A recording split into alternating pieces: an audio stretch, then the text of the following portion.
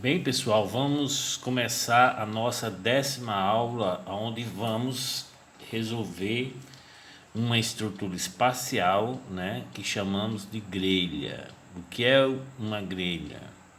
Ah, professor, mas grelha não é estrutura plana?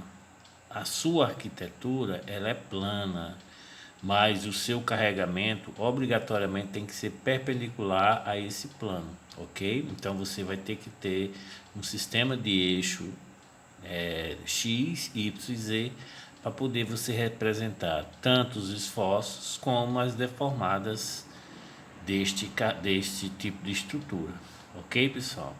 Então nós estamos adotando essa grelha aqui, ó, onde você tem um carregamento de 2 toneladas metro atuando no meio da barra CB, né? Ó, essa barra CB tem 4 metros de comprimento, sendo que os 2 metros centrais ele está sujeito a um carregamento. Esse aqui, os 1 metro nas extremidades não estão carregados, ok? Então, como eu tenho esse carregamento lá naquela tabelinha do professor Libânio, eu não preciso aplicar uma chapa e um apoio aqui no início do carregamento, nem uma chapa, um apoio aqui no final desse carregamento. Beleza, pessoal? Então, e tenho essa carga distribuída atuando aqui nessa barra AC. Então, pessoal, esta é a nossa estrutura grelha que vamos resolver nesta 10ª aula. Então, vamos para o primeiro passo, que nada mais é, sim, né? Esqueci de tratar agora, né? O que é que vai acontecer? Nós vamos ter duas rigidez, né? Uma rigidez a flexão, que é o EI, que eu estou aqui pedindo para vocês adotar 10 a quinta tonelada metro quadrado, e também tem uma rigidez a torção, que é o GJ, né? O modo de elasticidade da torção vezes o momento polar de inércia, ok? Que vai ser 0,75 vezes 10 a quinta tonelada metro. Vocês aprenderam lá na resistência dos materiais que a rotação para uma peça sujeita a torção vai ser igual a quem? Ao T, que é a torção, vezes o L dividido por GJ, ok? Então essa é o valor da deformação que a gente vai ter uma peça sujeita à torção.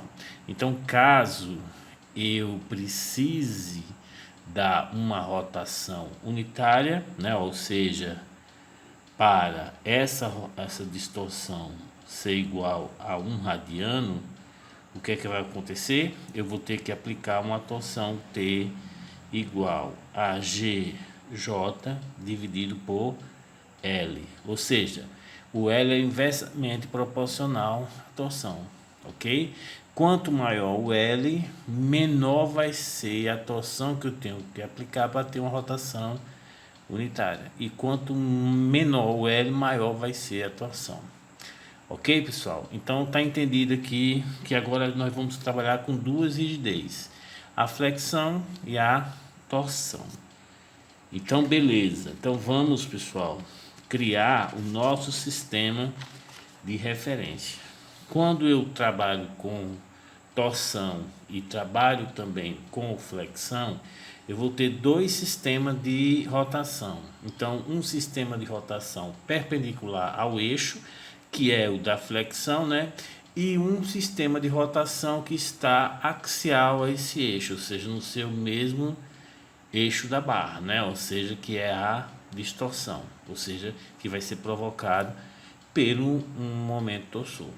Beleza, pessoal?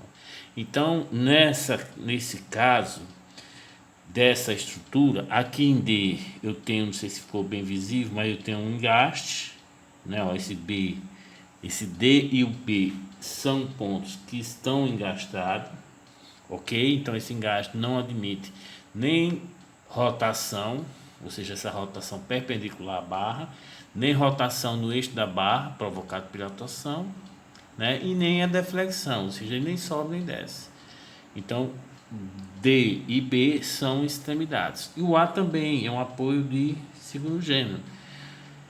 E perceba, pessoal, que esse apoio ele só admite rotação né, em relação ao eixo perpendicular a ele, ok? Essa barra ela pode girar em torno do eixo perpendicular, mas ela não pode, você vai ter que admitir, aí você pode considerar, ou eu considero não ter rotação, né, no eixo da barra, ou ter rotação. Então essa é uma nomenclatura que a gente vai ter que também trabalhar, mas com o desenvolver do curso, né, a gente vai arranjando uma forma de visualizar essa questão de vinculação.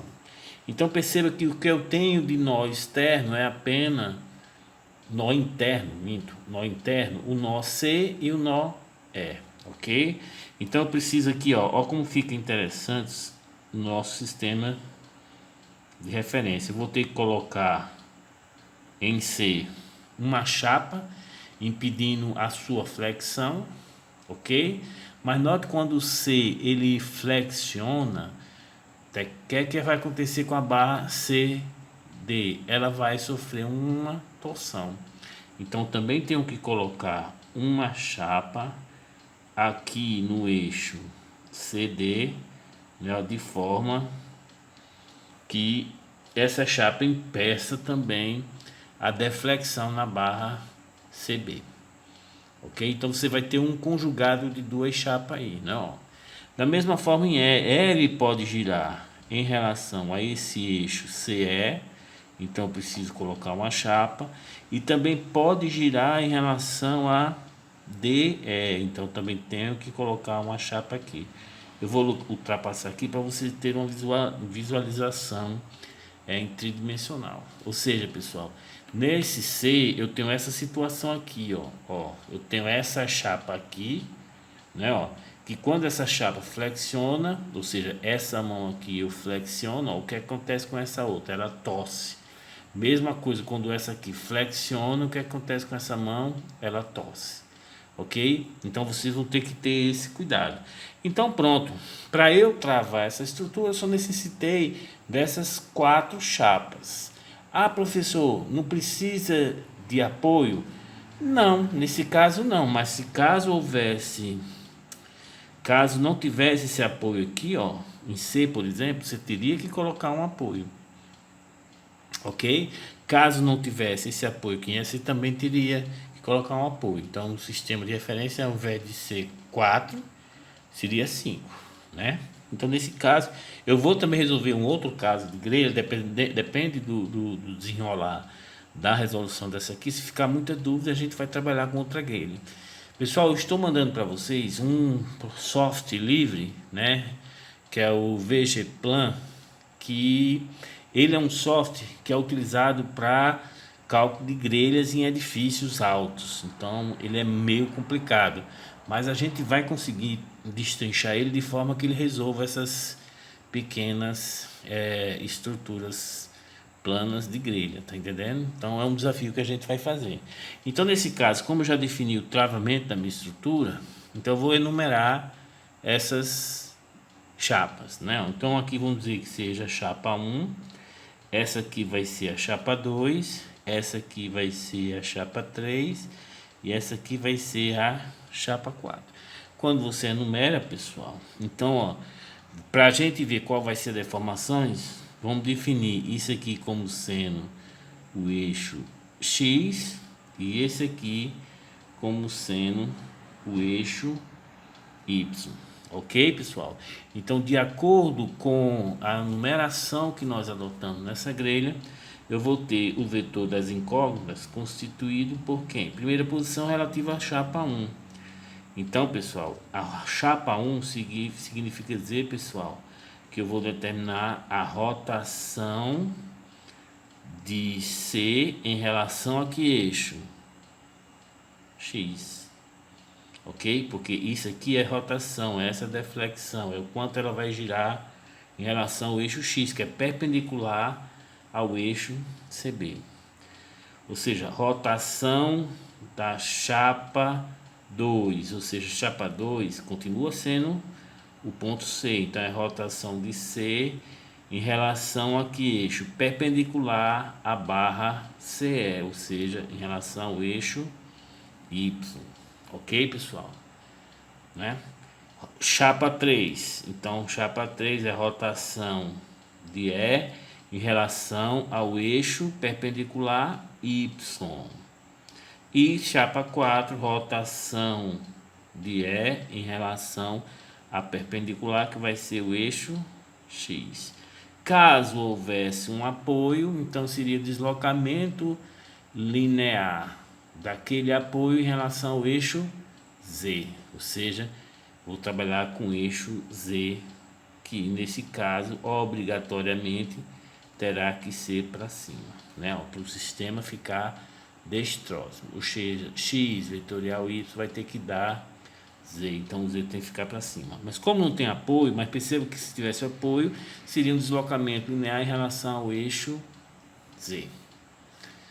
Ok, pessoal? Então, grelha tem esse aspecto. As deformações lineares que existem só podem ser em relação ao eixo Z.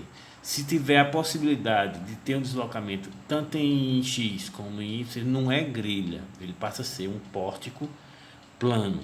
Ok, pessoal? Então, está determinado o nosso vetor incógnitas, que são de acordo com a enumeração que nós colocamos nas chapas, os valores somente das rotações, ou em relação ao eixo X ou em relação ao eixo Y. Ok, pessoal? Então podemos partir, né, para o nosso segundo passo, que é determinação dos vetores carregamentos, né?